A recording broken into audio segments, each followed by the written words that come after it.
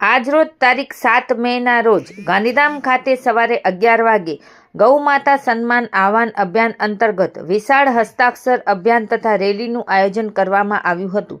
ગાંધી માર્કેટથી મામલતદાર કચેરી સુધી સંતો મહંતોની આગેવાનીમાં સર્વ સમાજના આગેવાનો, વિવિધ સંસ્થાના પ્રમુખો, મહિલા મંડળો, ગૌરક્ષકો, ગૌભક્તો તેમજ મોટી સંખ્યામાં લોકો જોડાયા હતા।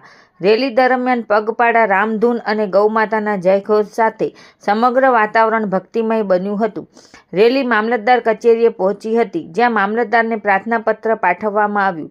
આ પ્રાર્થનાપત્ર ભારતના રાષ્ટ્રપતિ, પ્રધાનમંત્રી, રાજ્યપાલ તેમજ ગુજરાત રાજ્યના મુખ્યમંત્રીના નામે આપવામાં આવ્યું હતું।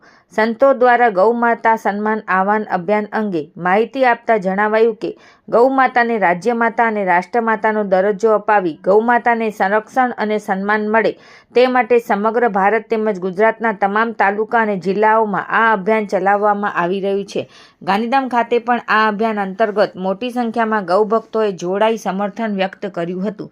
આ પ્રસંગે પંચમુખી હનુમાન મંદિરના મહંત બ્રહ્મચારી પ્રકાશાનંદજી મહારાજ, કંડલા મંદિરના મહંત કૈલાસપુરી બાપુ, રામકૃષ્ણ મઠના સ્વામી મંત્રેશાનંદજી મહારાજ, સાધ્વી આરાધના ગોપાલ સરસ્વતી, સાધ્વી રાજેશ્વરી દીદી, સાધ્વી નેહા દીદી, મોટા શિવ મંદિરના દેવાંશી કાગીરી માતાજી, મહેશ્વરી સમાજના ધર્મગુરુ ધીરજદાદા માતંગ તેમજ ધર્મગુરુ ચંદુદાદા માતંગ ઉપસ્થિત રહ્યા હતા।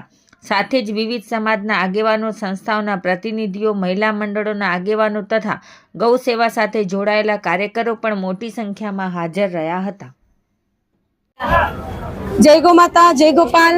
आज पूरे गुजरात प्रांत में सभी तालुकाओं से मामलदार को प्रार्थना पत्र दिए गए और ये प्रार्थना पत्र इसलिए दिए गए ताकि हमारी गौ माता की सेवा हो, सुरक्षा हो और सम्मान हो। आज गौ माता की जो बुरी स्थिति पूरे भारत देश में हो रखी है, ये स्थिति समाप्त हो और गौ माता को पुनः राष्ट्र माता का दर्जा मिले, राष्ट्र देवता या राष्ट्र आराध्या का दर्जा मिले।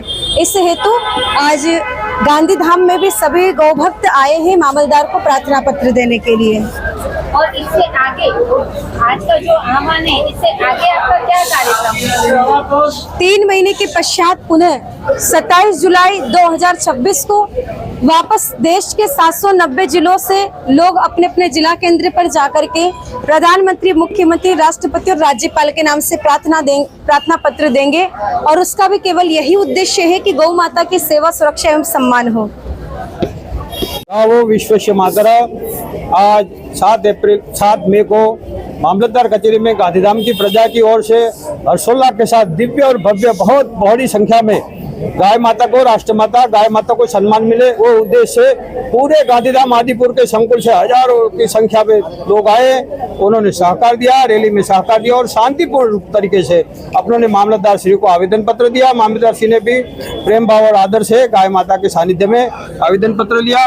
मैं आशा करता हूँ गाय माता, राष्ट्र माता, गाय माता का सम्मान हो और ये गाय माता पृथ्वी तत्व हम सबको राष्ट्र के निर्माण के लिए हम सबको बल देवे, वही आप आशा के साथ भगवान को मैं प्रार्थना करूं, गाय माता को प्रार्थना करता हूं। अस्तु।